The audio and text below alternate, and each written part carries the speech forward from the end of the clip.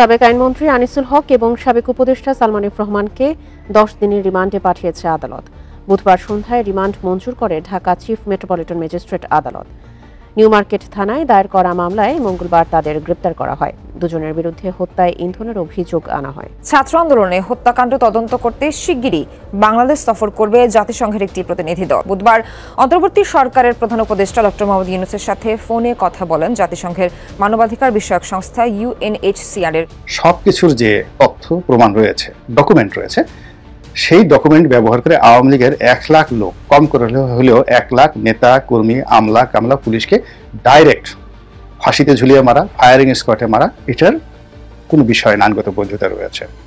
ভারতের আধিপত্যবাদের বিরুদ্ধে বাংলাদেশের এই প্রথম কোন সরকার কঠোর অবস্থান নিয়েছে, সেটি অন্তর্বর্তীকালীন সরকার, তত্ত্বাবধায়ক সরকার, অস্থায়ী সরকার কিংবা পূর্ণ মেয়াদের যে সরকারি যত সরকার বাংলাদেশে এসেছে তার মধ্যে বর্তমান সরকারের ক্ষেত্রে এই কথাই স্পষ্ট করে বলা যায়।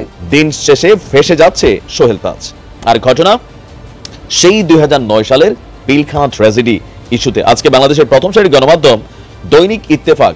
আসসালামু আলাইকুম দর্শক, গুরুত্বপূর্ণ একটি নিউজে আপনাদের সকলকে স্বাগতম। দর্শক, আমি আশা করছি আপনারা ভিডিও শুরুটা দেখেই বুঝতে পেরেছেন আজকের নিউজটা আপনাদের জন্য ঠিক কতটা গুরুত্বপূর্ণ হতে চলেছে এবং কোন দিকটাকে ইঙ্গিত করছে। তাই বলবো দর্শক, যারা ভিডিওটি অন করেছেন তারা অবশ্যই নিউজটি না টেনে সম্পূর্ণ মনোযোগ সহকারে দেখবেন।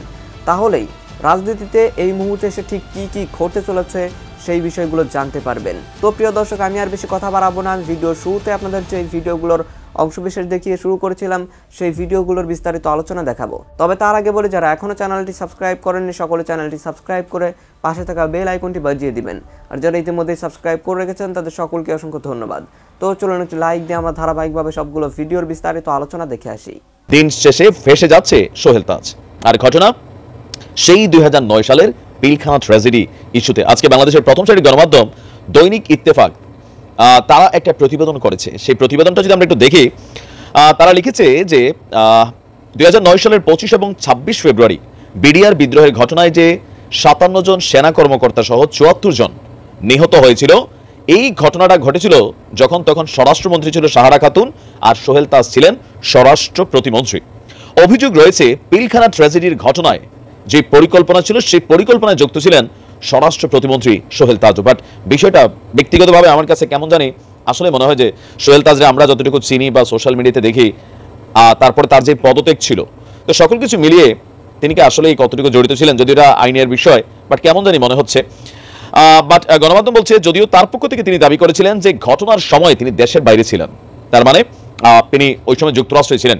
কিন্তু অভিযোগ রয়েছে পিলখানা ষড়যন্ত্রের পরিকল্পনায় অন্তর্ভুক্ত যেসব ক্যারেক্টারগুলো ছিল তাদের মধ্যে তিনিও ছিলেন।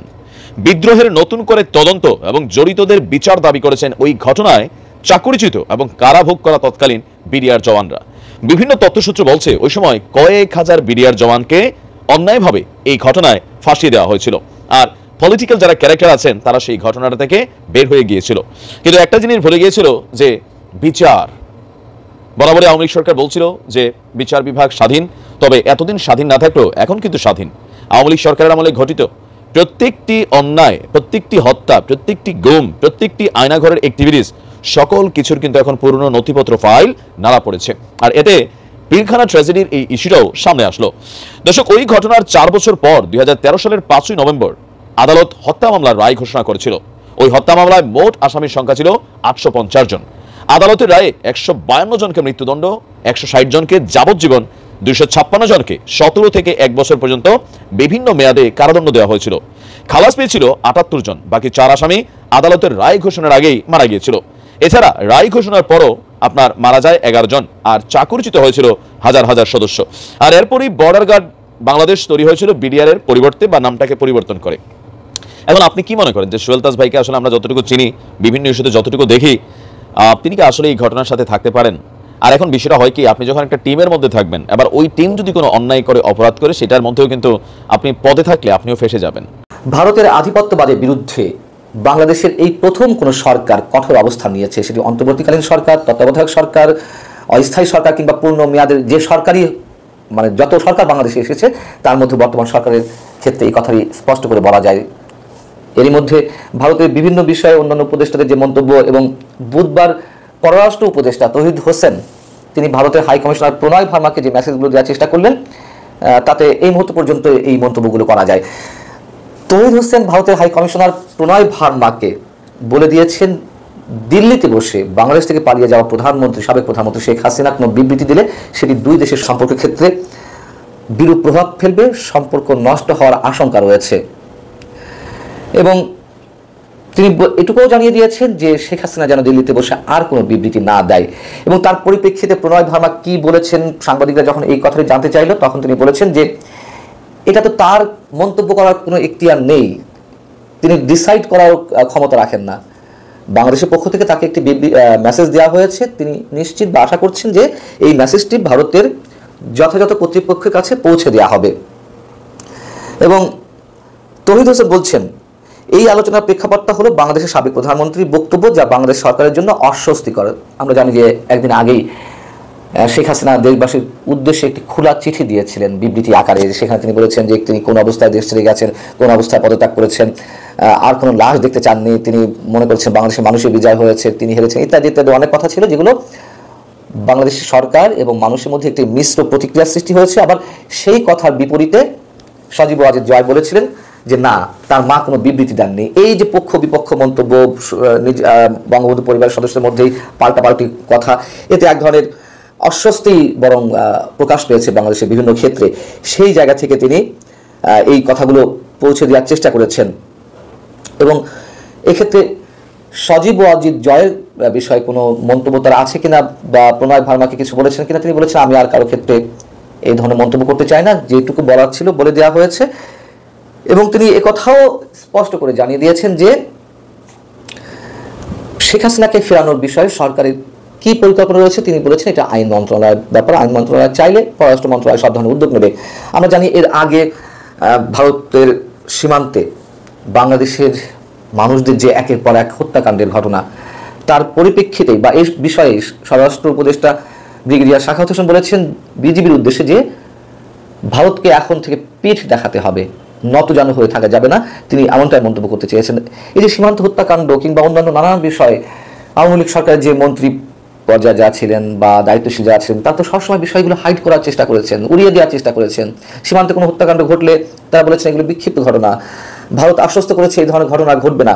শুধু সীমান্ত হত্যাকাণ্ড নয়, বাংলাদেশের বিভিন্ন ক্ষেত্রে ভারতের নাক গলানোর ক্ষেত্রে সেগুলো আরও পজিটিভলি উপস্থাপনের চেষ্টা করেছেন তারা। স্বামী স্ত্রীর সম্পর্ক, ভাই ভাইয়ের সম্পর্ক, রক্তের সম্পর্ক ইত্যাদি ইত্যাদি কত কত কথা বলেছে আওয়ামী লীগ সরকারের মন্ত্রীরা।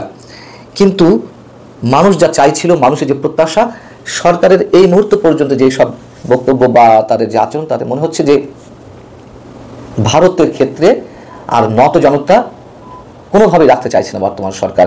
এদিকে সজীব ওয়াজেদ জয় আবারও যুক্তরাষ্ট্রভিত্তিক একটি গণমাধ্যমকে সাক্ষাৎকারে বলেছেন যে বাংলাদেশে তিনি 90 দিনের মধ্যে নির্বাচন দেখতে চান, এজন্য ভারতকে এগিয়ে আসতে হবে, ভারতকে বাংলাদেশের সংবিধান রক্ষার দায়িত্ব পালন করতে হবে, নেতৃত্ব দিতে হবে। কি অধ্যত্বপূর্ণ কথা এবং কি নির্লজ্জ কথা।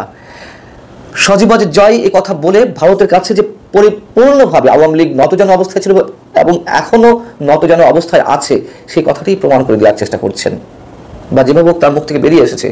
আওয়ামী লীগ যে পূর্ণ মাত্রায় সবসময় ভারতের উপর নির্ভরশীল থাকে এবং ভারত যে বাংলাদেশের মানুষের বন্ধু নয়, ভারত যে বাংলাদেশের সরকারের বন্ধু নয়, ভারত যে শুধুমাত্র আওয়ামী লীগের বন্ধু, সেটি তিনি স্পষ্ট করে দিয়েছেন। বাংলাদেশের সংবিধান রক্ষার জন্য ভারত কেন নেতৃত্ব দেবে? বাংলাদেশের সংবিধান রক্ষার্থে তিনি বলতে পারেন যে আওয়ামী লীগকে নেতৃত্ব দিতে হবে। তিনি বলতে পারতেন, বাংলাদেশের মানুষের কাছে আবেদন জানাতে পারতেন যে 90 দিনের মধ্যে নির্বাচন করতে হবে। বাংলাদেশ সরকারের কাছে যে অন্তর্বর্তীকালীন সরকার রয়েছে তাদের কাছে জোরালো আবেদন করতে পারেন যে গণতন্ত্র রক্ষায় বা সংবিধান সমুন্নত রাখতে 90 দিনের মধ্যে নির্বাচনের বিকল্প নাই। তিনি তার ভাষাতে বলতেন। কেন তিনি এখনো ভারতকে টেনে নিয়ে আসেন? ভারত যে তার খেলা এখনো শেষ করেনি, ভারত যে আরো নানান ষড়যন্ত্রে লিপ্ত রয়েছে, সেটি সজীব ওয়াজেদ জয়ের বক্তব্যেই বেরিয়ে আসে। আগামী দিনে নিশ্চয়ই অনেক ধরনের কিছু ঘটবে। বাংলাদেশের বিপদ এখনো কাটেনি, বাংলাদেশকে ঘিরে যে নানান ধরনের ষড়যন্ত্র চলছে এবং নিঃসন্দেহে ভারতই সেই ষড়যন্ত্রের সবচেয়ে বড় পার্ট। দর্শক, আমি আশা করছি আপনারা সকলে অত্যন্ত মনোযোগ সহকারে সবগুলো ভিডিওই দেখেছেন। এমনকি দর্শক, যদি এই ভিডিওগুলো সম্পর্কে আপনাদের কোনো মতামত থেকে থাকে তাহলে তো অবশ্যই জানাবেন। দর্শক, সবশেষ জানাবেন আপনি ঠিক কোন জায়গা থেকে আজকের এই নিউজটি দেখেছেন। ভিডিওটি শেষ করছি এখানে, ফিরছি পরবর্তী নিউজে নতুন কোনো টপিকে। আল্লাহ হাফেজ।